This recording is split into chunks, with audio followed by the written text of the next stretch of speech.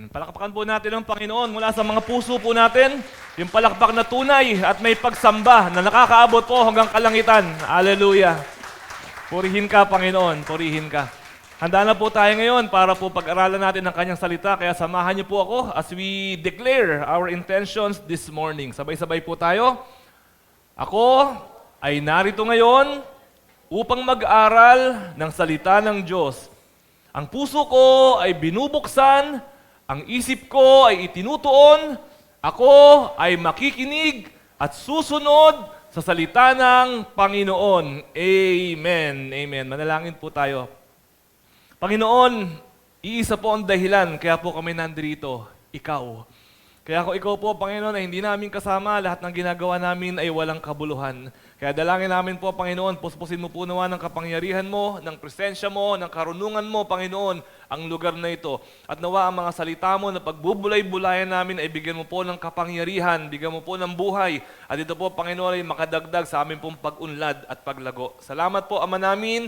Bless us through your words in the name of Jesus. Amen. Amen. Mari na po tayong makaupo. Gusto nyo ba ng negosyo na malaki ang kita kahit wala kang ginagawa? Gusto nyo ba yon? Siyempre, walang ganon. Walang ganon. Marami na ako nakita ng ganyang post sa Facebook. Naghanap sila ng negosyo, trabaho, pero walang ginagawa, pero malaki ang kita. Alam niyo po, perseverance in our society today, yan ang gusto ng mga tao. Perseverance is something that is already almost lost in our society. Nasanay na po tayo sa kultura po natin, door-to-door delivery. Sanay na tayo dyan. Mas gusto pa natin, actually, pag nagpapadeliver tayo, alam nyo ba, mas mahal yung binabayaran natin dahil yung binibili natin na pyesa o kung pagkain man yan, kung 100 pesos yan, pag pinadeliver natin, nagiging 120 na yan. Hindi na 100. Tapos may delivery fee pa. So, sanay na tayo sa convenience. Sanay tayo sa voice command. Kakausapin mo na lang yung cellphone mo, hey Google. Baka nag-respond yung mga cellphone natin, sinabi ko yon. Hey Google. O kaya naman, sanay na tayo pong lahat sa automated na lahat. Automated ang banking, automated ang cooking, automated ang washing machine, automated ang shopping, lahat online. Pati church, online na rin. Kumbaga lahat po ng bagay ngayon, napakadali na. We are already in short supply of perseverance ngayon po mga panahon na to. Therefore, in such a society like this, how do we develop perseverance? Importante po ba yung perseverance? At yun po yung gusto po natin tignan ngayong umaga. 6 reasons to persevere. Ito po yung part 2 ng ating series na 3 signs of a mature person. Last week po, tinignan po natin yung unang sign of a mature person, which is self-control.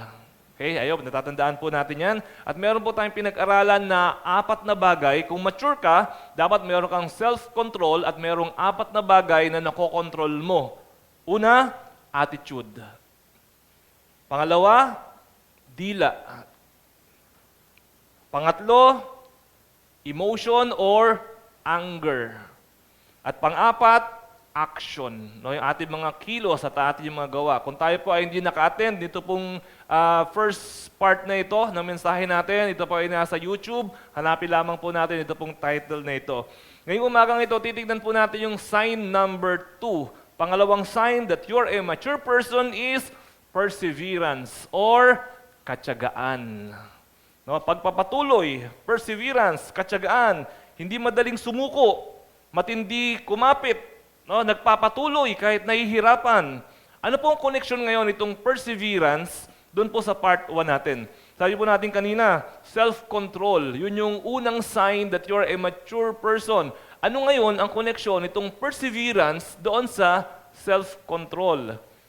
Ito pong self-control, malalaman mo, no, importante po yung perseverance kasi ito po ang tanong, gaano mo katagal kayang kontrolin yung sarili mo? Galit na galit ka na, pero may self-control ka. Hindi ka nagalit. Ang tanong, gaano katagal na hindi mo kayang magalit? Gusto mo nang sumuko, pero may self-control ka. Hindi ako susuko. Ang tanong, gaano mo katagal kaya mag-persevere na masabi mo sa sarili mo na ipagpapatuloy ko ito kahit nahihirapan ako. Kaya importante po itong perseverance na ito. James chapter 1, 2-4.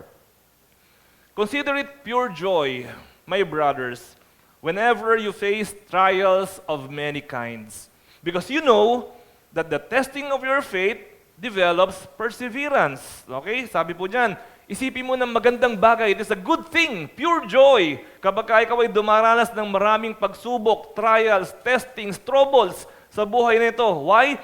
Because you know that the testing of your faith, dahil tinetesting ka, sana ba? The testing of your faith, yung pala ay nakakapag-develop ng perseverance.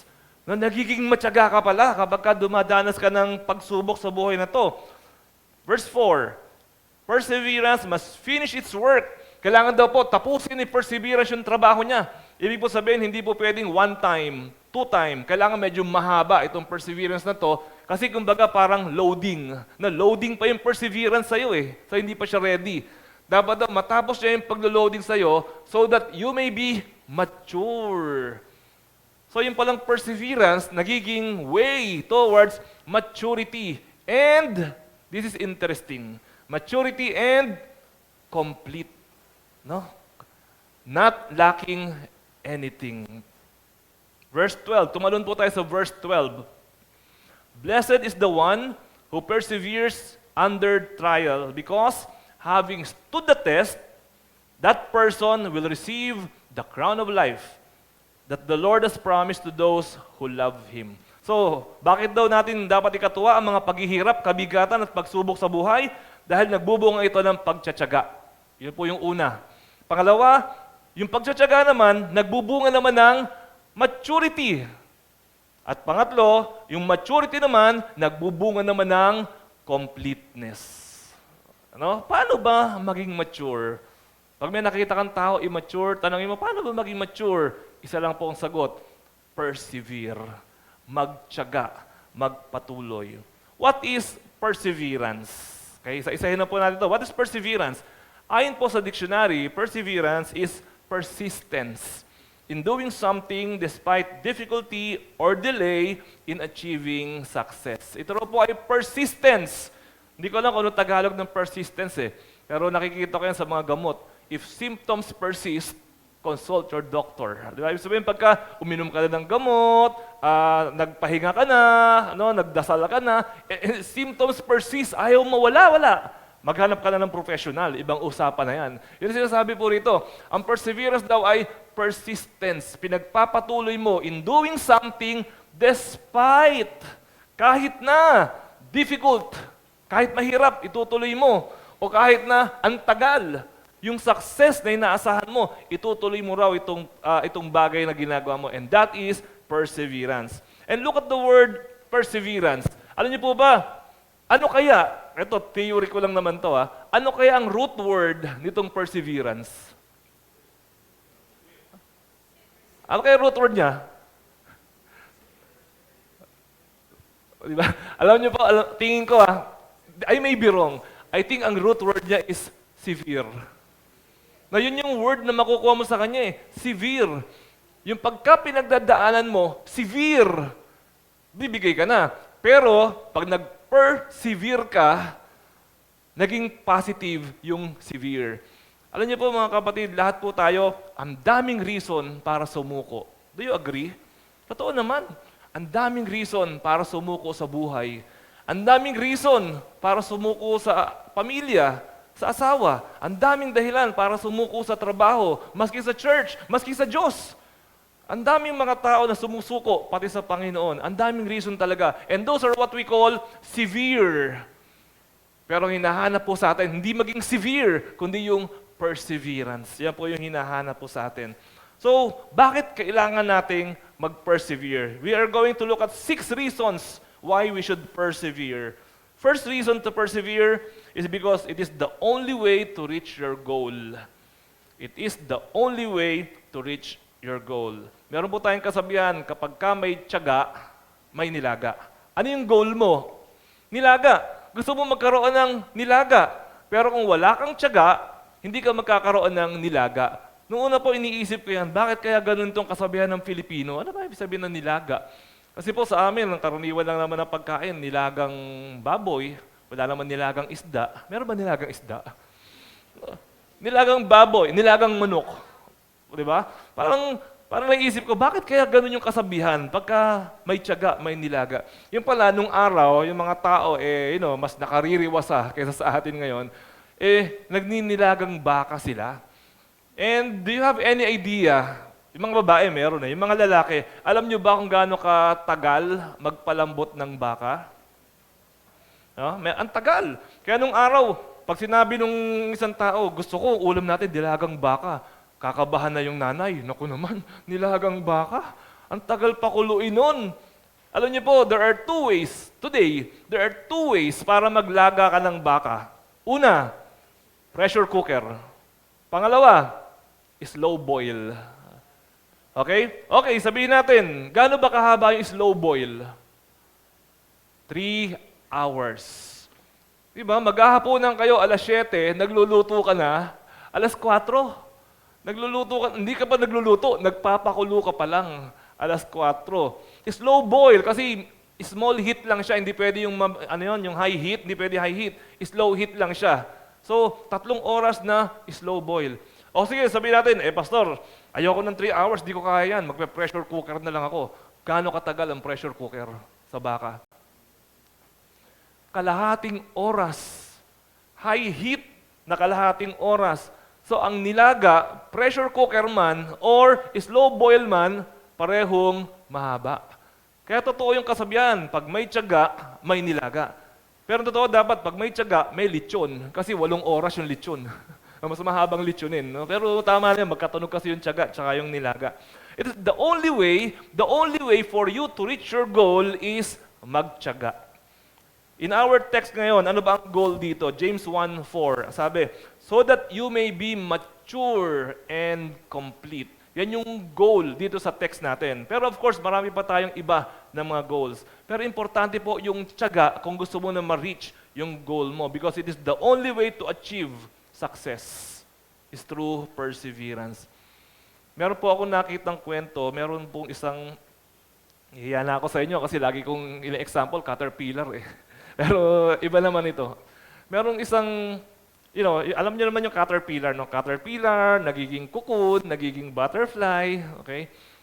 Ito pong isang bata, naglalakad po siya, nakakita po siya na cocoon. Sabi niya, uy, may cocoon dito, magiging butterfly ito. Antayin ko nga na maging butterfly. Inantay niya na maging butterfly, yung cocoon. Tagal. 1 araw, binabalikan niya, 2 araw, wala pa rin. Binibidyohan pa naman niya, gusto niya lumitaw na ganun. Ngayon, nung isang sumunod na araw, nakita niya, nabutas na yung cocoon. Lumabas na yung isang nguso siguro nitong butterfly na to. Lumabas na. Ayan na, lalabas na. Ang tagal pa rin. Tapos nakita niya, nagpupumiglas itong si butterfly o si cocoon, nagpupumiglas para lumabas siya doon sa cocoon na yon. At sabi nitong bata na nanonood, kawawa naman siya, tutulungan ko na. So dahil doon, kumuha po siya ng gunting, ginupit niya yung cocoon. At nung ginupit niya yung cocoon, nakalabas na po yung butterfly. Alam niyo yung itsura ng butterfly? Develop yung kabilang pakpak, pero yung kabilang pakpak, tuyot. Yung kabilang pakpak, colorful, pero yung kabilang pakpak, patay. Walang kulay yung kabilang pakpak. Bakit po? Kasi po, hindi dumaan yung butterfly doon sa perseverance na required na daanan po niya. Minadali niya po yung process. Kapag minadali mo yung process, hindi nabubuo yung dapat po na ma-develop. Parang baby sa tiyan. Dapat po ang baby, 9 months. Pag ang baby, minadali mo, ang hirap naman, no? Ano yung trabaho ko, nahirapan ako matulog, sumasakit ang likod ko. Lord, pwede na to 7 months. Punta ka na sa doktor, labas na natin, Dok, naistorbo ko 7 months na lang. Alam niyo po ba, pag 7 months yung baby, hindi pa develop ang lungs, hindi pa develop ang brain. Mailalabas mo yan, 7 months, meron namang incubator, makakahinga naman yan, pero hindi pa develop ang lungs. So pag yung baby lumaki, kinakausap mo, kumusta ka na?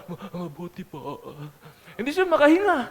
Kasi hindi develop yung lungs at hindi develop yung brains. So, meron ho talaga tayong kailangang pagdaanan na perseverance.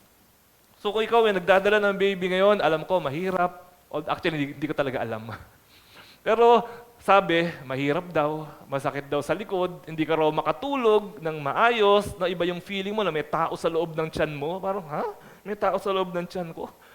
Pero it is a requirement that you go through this perseverance because it is the only way to achieve success, to achieve your goals. Alam niyo po, some people, sadly, some people do not persevere. Alam niyo po kung bakit? They do not even have a goal in life. May mga tao na ang tiyaga. Isipin mo, bakit kaya ang tiyaga nito? Ang aga-agang pumasok, tapos late na, nagtatrabaho pa. Samantalang yung isa, ang tamad-tamad. Bakit? Kasi yung isa may goal sa buhay, may pangarap sa buhay. Yung isa, walang pangarap sa buhay. Kaya mahirap po yan. Pag nakasama mo sa project, walang goal, ikaw lang may goal, ikaw bubuhat ng trabaho. Kapag kayo nakasama mo sa buhay, napangasawa mo, naging boyfriend mo, walang goal, ikaw magdadala ng relationship. Kailangan pareho kayo na mayroong goal para pareho kayo na mayroong pong perseverance. Importante po yan. So let me ask, ikaw, what are your goals in life? Kasi kung may goal ka sa buhay, definitely you will persevere. Diba? Ang goal mo, mapag-aral mo yung anak mo sa isang magandang paaralan, igagapang mo yan. Pero kung ang goal mo is wala naman, edi bahala ka kung saan ka mag-aral. Kailangan po, meron po tayong goal sa buhay po natin. Let me ask you this question. What do you think will happen if you do not reach your goal? Anong goal meron ka? And what do you think will happen if you do not reach your goal? Kung estudyante ka, ano goal mo? Makagraduate. What will happen if you do not reach your goal? Alam mo kung ano mangyayari? Regret. Magkakaroon ka ng regret sa buong buhay mo. Pagsisisi, sayang, what if, ang dami mo what if sa buhay mo. And okay na yung regrets eh. Okay na yung regrets eh. Naglalakad ka, sayang, sana ginawa ko yan. Pero alam nyo, meron mas malala sa regrets. Brokenness. For the rest of your life, you will feel broken. You will feel lost. No, you will feel nothing happened to your life.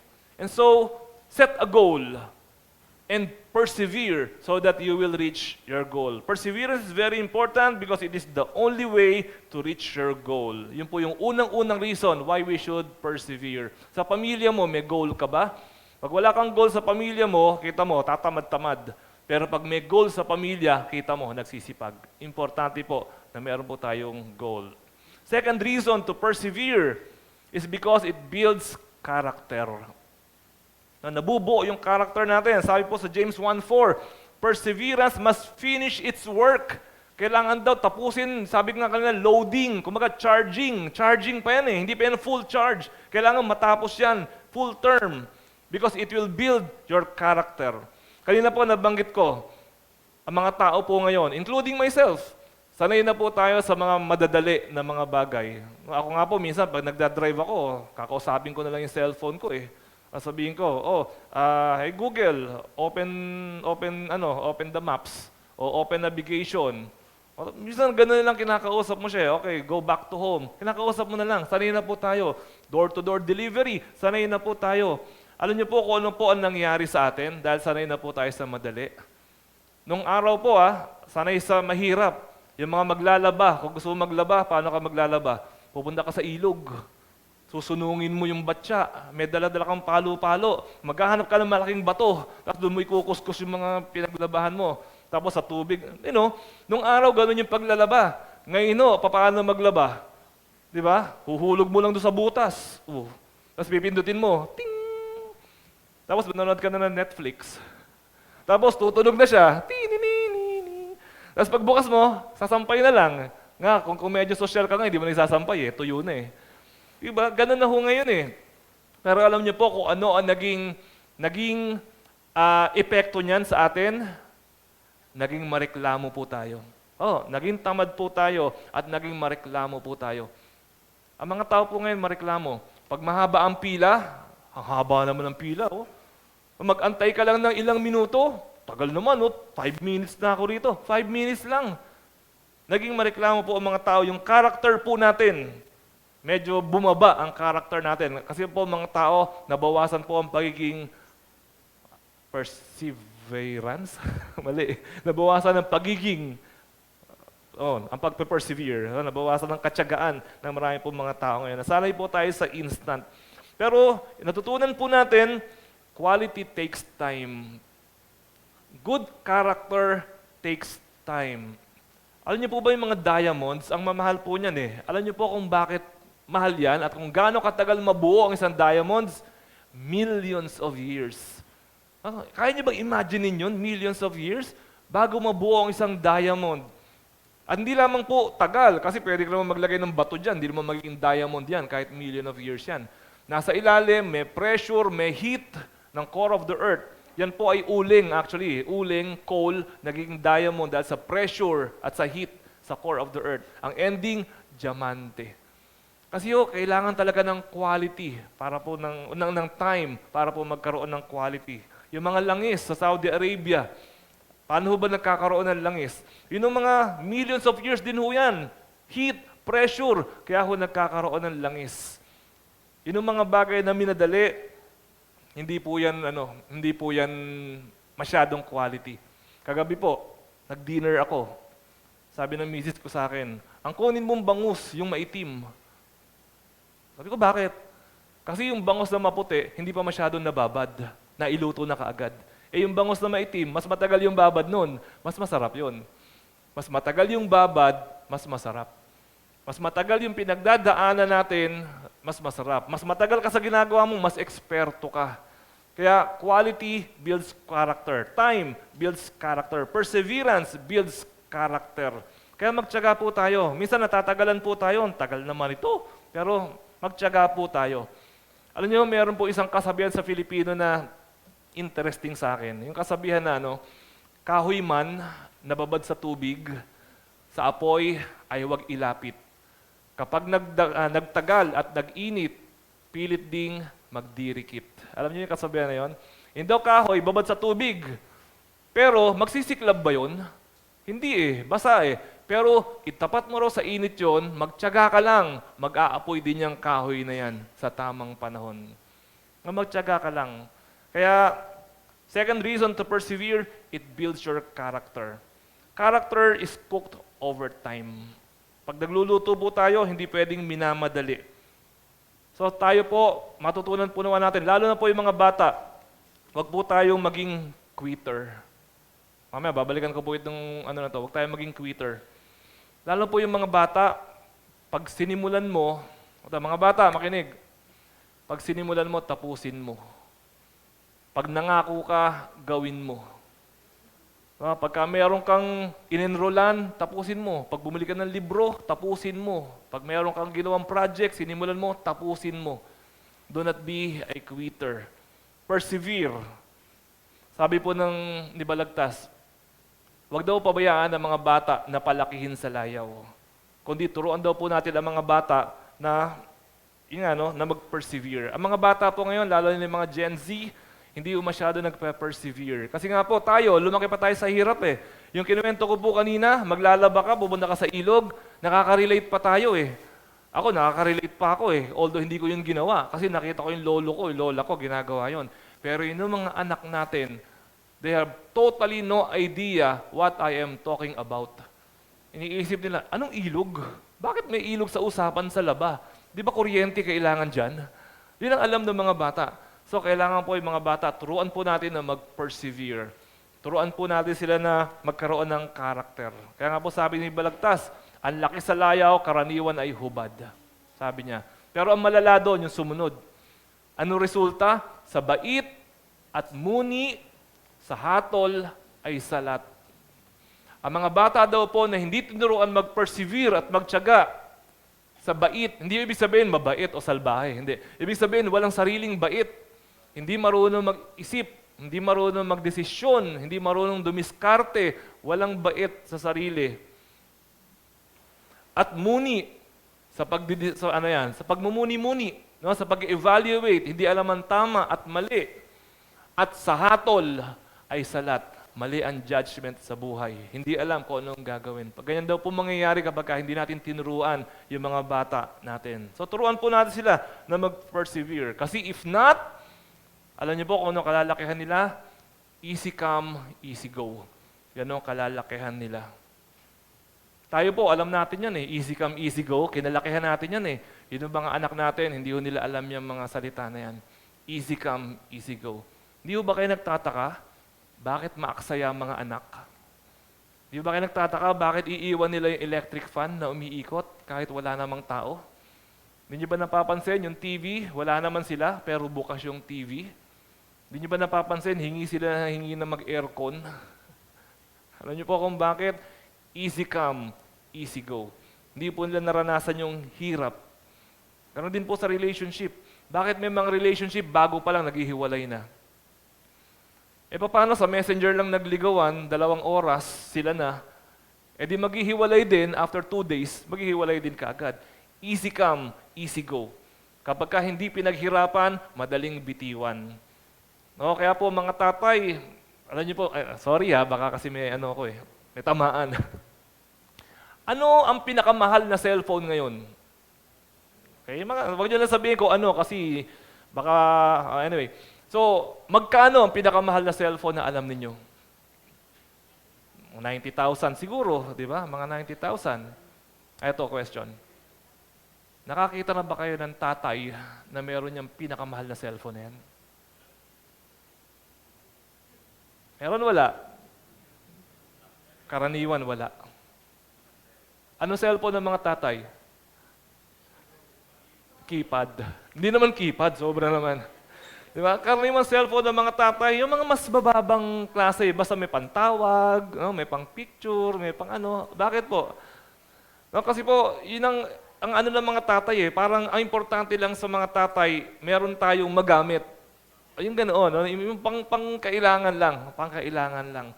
So, kasi nga po, kung madali ang pera, edi sige, bilhin natin lahat yan, tigi-tigisa tayo. Pero kung mahirap yung pera, dun tayo sa mas essential kaysa doon sa mga hindi masyadong essential. So, importante po yan. Kaya ano yung pangalawa? Perseverance builds character. At kailangan po natin lahat yan. Pangatlo po, third reason to persevere, it is the foundation of maturity. Gusto mo mag-mature? Hindi pwedeng maging mature kung walang perseverance. Dahil ito ang pundasyon ng maturity. Na parang ganito po Ganito po. Maraming tao magaling. Pero, hindi matyaga. Maraming tao matalino. Pero hindi matyaga. Maraming tao masipag. Pero hindi matyaga. Di ba? Ang galing, alam niya yung gagawin, matalino siya, alam niya ang diskarte, pero hindi matyaga. Di ba? Kaya kung mamimili po kayo, mamili kayo ng matyaga, kahit hindi matalino. Tatalino rin yan. Pumili kayo ng matyaga, kahit hindi magaling. Dahil sa tiyaga, gagaling din yan. No, kaya kung kayo po ay, maghanap kayo ng matyaga kaysa magaling. O maghanap kayo ng matyaga kaysa gwapo. Mas iba po yan. Ito po sorry may sabihin ako kung wala kang tiyaga, immature ka. Immature ang tao na hindi matyaga. Paano malalaman na hindi matyaga ang isang tao? Paano malalaman? Sa trabaho, paano malalaman na hindi matyaga ang isang tao? Paglipat ng lipat. Ito, true story to. Meron ako nakausap. Sabi ko, kamusta naman si ganyan? Balita ko may bagong trabaho Okay ba yung trabaho niya? Ang sagot sa akin, mukhang okay yung trabaho niya, mukhang nagustuhan niya. Tumagal 2 weeks na siya. True story Nagulat ako, 2 weeks na siya, matagal na yun. Kasi karaniwan, 1 week resign. Tapos walang trabaho na matagal, 1 week na naman. Ganun po, pagka lipat ng lipat, walang tiyaga. Kurso, lipat ng kurso, walang tiyaga. Boyfriend, lipat ng lipat. Girlfriend, lipat ng lipat, walang tiyaga. Kapag may manliligaw sa'yo, isipin mo, gaano katagal mga naging relationship nito? Pagka yung mga naging relationship niya, nag-average 2 months, 2 months ka rin lang. Pero kung tumatagal na mga 3 years, 4 years, baka good catch yan. Pero kung 6 months, tops, delikado ka dyan. Tapos wala pang goal, walang ano sa buhay, walang dream sa buhay, walang direksyon yung buhay, nako, masakit sa ulo yan. So, ingat po tayo kapag ka po ganyan, madaling sumuko. Ikaapat po na reason to persevere because it leads to completeness. Paano kaya nangyari ito? Sabi rito, nagbubunga ito ng pagiging buo. Buo. James 1:4, perseverance must finish its work so that you may be mature and complete, not lacking anything. Pag ikaw daw ay mature, you will feel complete, not lacking anything. No physical kaya ito? Hindi po. Do you ever feel incomplete? Na-feel mo na ba na parang may kulang sa buhay mo? Bakit parang, naisip mo, bakit parang kulang? Okay naman kami. Maganda naman ang trabaho ko. Maganda naman yung family ko. Maganda naman yung buhay namin. Bakit parang may kulang sa buhay ko? O kaya parang malungkot ka? Ba't kaya ako malungkot? Parang galit ka lagi. No, ito po yung mga tao na feeling incomplete. Parang laging may kaaway. Laging problemado. Laging magulo yung isip. Hindi kontento. Mabigat yung buhay. Walang direksyon. Mali-mali ang desisyon. Nakasimangot. May kilala ba kayo na ganon? Parang wala naman siyang problema. Pag nakita mo, may problema ba? Wala. Eh, ba't ganyan mukha mo? Wala. Ganito lang talaga ang mukha ko. Walang problema, pero mukhang may problema. Alam niyo po, some people, nakalungkot some people are incomplete. Hindi kumpleto yung buhay nila. May mga tao na pagka, alam niyo yung konting lang, galit ka agad. Kasi hindi kumpleto yung buhay nila. Pag hindi nabuo yung character, sabi natin kanina, di ba? It builds character. Pag hindi nabuo yung character, nagdudulot po ng brokenness. So, incomplete yung buhay niya. Brokenness meaning mali ang pananaw, wrong perspective sa buhay. Wrong reactions, wrong decisions, discontentment.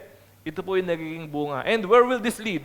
Kapag lagi ka, if you're immature, you feel incomplete, at dahil incomplete ka, mali ang perspective mo, mali ang reaction mo, mali ang decision mo, where will this lead?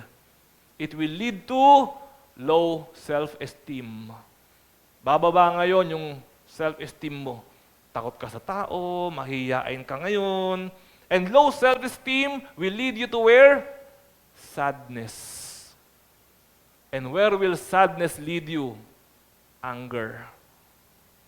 No, yan po ang sunod-sunod niyan Parang wala. Hindi mo alam kung ano nangyayari, pero may pinagsimulan pala.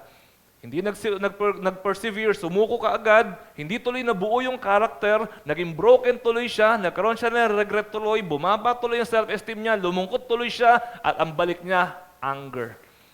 Galit sa mundo, galit sa kapwa, galit sa magulang, galit sa Diyos. Dahil po, hindi na-build yung character. So parang akala natin simple lang pero importante po yung perseverance. Kaya po ito ay sign of maturity. Ikalima po, fifth reason to persevere because it has heavenly rewards. Meron naman po tayong manggagaling mula sa Panginoon. James 1:12. Blessed is the one who perseveres under trial. Why? Because having stood the test, that person will receive the crown of life that the Lord has promised to those who love Him. So hindi lang panglupa ang perseverance. Pag nagpe-persevere pala tayo para ma-achieve natin yung kalooban ng Panginoon, may panlangit din po tayo na reward. Kaya sabi sa Bible, wag daw tayo magsasawa. Wag ka magsasawa. Lord, pray ako ng pray. Bakit wala pa rin yung pinagpe-pray ko? Mag-persevere ka sa prayer.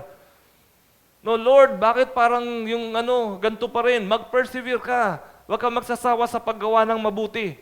Huwag kang magsasawa sa paghahanap ng growth and maturity. Dahil meron pong reward, heavenly, pag nagpapatuloy po tayo. At ika-anim po, connected to that, sixth reason to persevere, it shows your love for God. Pinapakita po nito, mahal mo ba ang Diyos o hindi? Kaya sabi po, balikan natin yung verse 12. Sabi po, blessed is the one who perseveres under trial because having stood the test, look, that person will receive the crown of life that the Lord has promised to those who love Him. Ito pa lang ng mga nagpe-persevere, pinapakita pala nila na mahal nila ang Diyos. Mahal mo ba ang Diyos? Alam ko naman, pag tinanong ko po lahat maski naman online mahal mo ba ang Diyos? Wala naman magsasabi na, no, hindi ko love si Lord. Wala magsasabi niyan. Paano natin malalaman kung mahal mo talaga ang Diyos o hindi? Listen. Lalo yung mga nasa online, listen. Paano mo malalaman, according dito, kung mahal mo ang Diyos? Hindi mo siya sinusukuan. Hindi mo siya kinakatamaran. Hindi ka tumitigil. Hindi ka humihinto sa paglilingkod. Huwag pong madaling sumuko. Huwag madaling sumuko. Alam niyo po, life is full of disappointments. Really. Pero pag tuwing nadidisappoint ka, susuko ka. Tuwing nadidisappoint ka, ayawan na. Susuko ka forever? Kasi life is full of disappointments. Makaget over ka ngayong araw na to, I promise you, next week, madidisappoint ka na naman. Makaget over ka next week, next month, I promise you, madidisappoint ka na naman. Life is full of disappointment. Learn to manage it. Meron po isang pastor, sabi niya sa matandang pastor, sabi ng batang pastor, Pastor, may calling ako na magpastor. Ready na po ako na magpastor. Ano po ang payo mo sa akin sa pagsisimula ko ng pagpapastor? Sabi po niya, manage disappointments. Learn to manage your disappointments. Kasi disappointments will come. It will always come. So, have a higher melting point. Have a higher melting. What are we talking about? Ano ba yung melting? Huwag kang magme-meltdown agad-agad. Taasan mo yung melting point mo. No, kasi po, mas matagal matunaw, mas matibay ang isang bakal. Mas precious yung bakal na yon. Alam niyo ba kung ano ang bakal na pinakamatagal matunaw? Itutok mo sa apoy, ang tagal-tagal matunaw ng bakal na yon. Napansin niyo ba pag nagkaroon ng sunog, yung mga kabilya na nilalagay natin sa mga hollow blocks, nasusunog din, natutunaw yung mga kabilya. Kasi po, yung apoy, kapareho ng temperature ng melting point ng mga kabilya. Alam niyo ba yung kabilya, sinasabi ko? Yung mga lalaki alam yung kabilya, hindi ko alam yung mga babae. Hindi kapilya, ha? Kabilya. Ano ba English ng kabilya? Basta bakal yon, yung bakal na nilalagay sa hollow block, nilalagay ng semento. Pag nasunog yung bahay, ang karaniwan daw pong temperature na nasusunog na bahay ay 1,500 degrees Celsius. Di ba ang kumukulong tubig, 100 degrees, ang boiling point? Ang apoy daw po na nasusunog na bahay ay 15 times ng boiling water. So 1,500. Ang kabilya, 1,500 din ang melting point. Kaya kapag ka nasunog ang bahay, lumambot yung mga bakal, hindi mo napapakinabangan talaga yung pader. Kahit sabihin mo, buti yung pader o hindi tumumba, hindi mo napapakinabangan yon. Kasi yun ay yun ay malambot na yung mga bakal doon.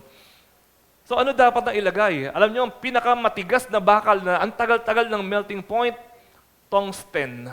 Ang tawag sa bakal na yon, tungsten. I'm sure narinig niyo na yon. Ang melting point niya, 3,400 degrees Celsius. Doble, mahigit nitong kabilya na ito. Pastor, bakit hindi yun ang gamitin natin sa construction? We cannot afford it. Masyadong mahal. Kasi po, yung mga quality, mahal. Yung mga quality na bagay, mahal. So, ganoon din po tayo. Ano ang melting point mo bilang tao? Ikaw ba yung madaling sumabog? Ikaw ba yung madaling sumuko? Ikaw ba yung ayawan na, uwian na, bahala na kayo dyan? Ikaw ba yung hanggang dito lang, binibigyan mo ng basta ako, huli na lang, isang sabihan niyo pa ako na ganyan, ayoko na. Ano yung melting point mo? Baka naman ang melting point mo parang ice cream. Ano naman ang ice cream? Wala pang apoy wala nga araw natutunaw Huwag ka naman ganun. Huwag po tayong ganun. Tibayan naman natin yung melting point natin. Kasi po, ano mapapakinabang mo sa isang bagay na madaling matunaw? Yung bakal, may pakinabang yan. Yung ice cream, may gagamit mo ba saan mo pwedeng gamitin yan? Wala kang pwedeng paggamitan. Lalamunin ka lang, kakainin ka lang ng kung sino-sino. Di ba? Yung melting point po natin, taasan natin. Yung karakter po natin, taasan po natin. How? Persevere. Sabi mo, pag sinasabi mo sa sarili mo, ayoko na. Sabi mo rin sa sarili mo, hindi, gusto mo pa. No, labanan mo yung sarili mo. Huwag suko ng suko. Ulitin yung sabi ko kanina, there are two kinds of people in this world. The winners and the losers. Yung losers, we call them quitters. Madaling mag-quit. Madaling sumuko. Meron kaya dito na madaling sumuko? Madaling mag-quit? Meron kaya? Alam niyo po ako dati, na-realize ko, nabigla ako sa sarili ko, quitter pala ako. Kasi ang dami ko sinisimulan, hindi ko tinutuloy. Nag-aaral ako ng typing. Saktan yung daliri ko. Ayoko. Tinigil ko. Nag-aaral ako ng gitara. Kaleng-kaleng lang ko dyan, no? Gitara. Nakakakalyo yung daliri ko. Ayoko, ang sakit. Hindi ko tinuloy. Nag-gym ako. Ba't kayo tumatawa? Di ba halata? Nag-gym ako. Tinigil ko. Alam niyo kung bakit? Kinakalyo. Sabi ko, sakit. Kinakalyo ko.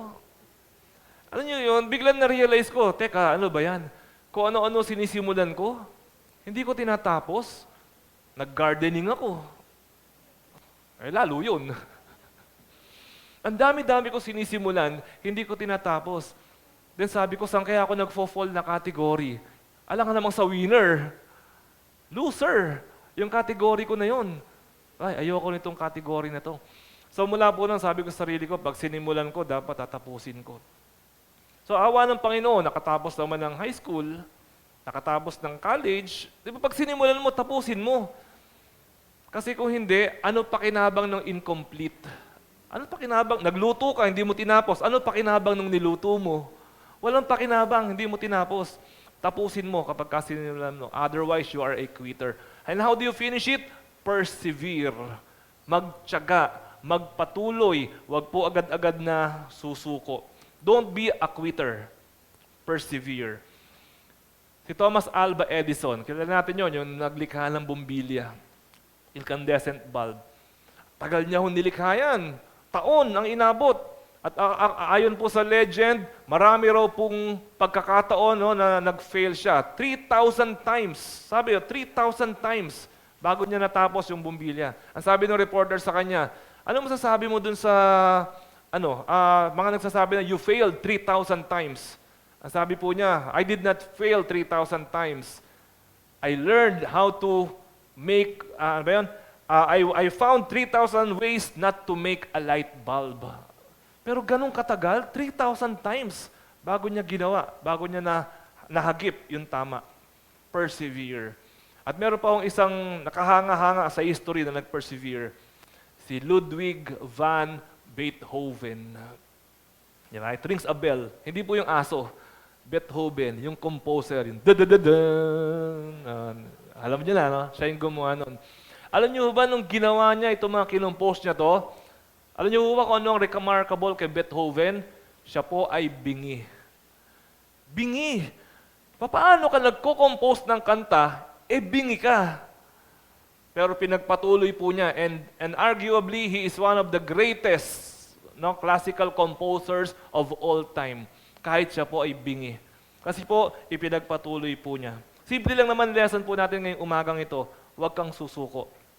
Madali namang sumuko Pero ang tanong, para kanino ba yung ginagawa mo? Para kanino ba yan? Pag para sa Diyos yan, huwag kang susuko. At kung feeling mo, susuko ka na, eto ang susunod na tanong, may Diyos ka ba? Kung may Diyos ka, gusto ba ng Diyos mo na sumuko ka? At hindi ka ba tutulungan ng Diyos natin? Pababayaan ka ba niya? Hindi ka pababayaan ng Panginoon. Huwag kang susuko, kapatid. So as we close, learn to persevere. Magtiyaga. Magtiyaga saan? Magtiyaga sa ministry. Huwag kang resign sa ministry. Kahit may nang-aaway sa'yo, huwag kang resign. Kahit meron hindi pumapansin sa'yo, lagi nilang hindi ka sila napapansin, ikaw, huwag kang magre-resign. Bakit? Calling mo yan Hindi naman tao tumawag sa'yo. Calling mo yan Diyos ang tumawag sa'yo, sa Diyos ka mag-resign. Sulat ka ng papel, Dear Lord, I resign. Sa Kanya ka mag-resign. Ang Diyos ang kausap mo, hindi po ang tao ang kausap mo. Sa pag-aaral, magtiyaga sa pag-aaral. Isa yan sa dapat pinagtsatsagaan natin. Alam niyo, yung mga kabataan, akala natin pag nag-aaral tayo para sa magulang natin, mali. Hindi yan para sa nanay mo. Pag nag-aaral ka, maniwala ka, hindi yan para sa nanay mo, hindi yan para sa tatay mo, para sa iyo yan at para sa magiging pamilya mo. Hindi yan para sa magulang mo. Kasi yung mga magulang mo, kota na yan. Kaya na yan magpatuloy, with or without you. It is really for you. So, huwag kayong susuko sa pag-aaral. Mga magulang natin, ginagapang tayo sa pag-aaral. Tapos tayo, bulakbol. One ball high pala. One ball high. Ay, tuloy yung pag-aaral. Sa pamilya, anong goal mo sa pamilya mo? Gusto mo happy family?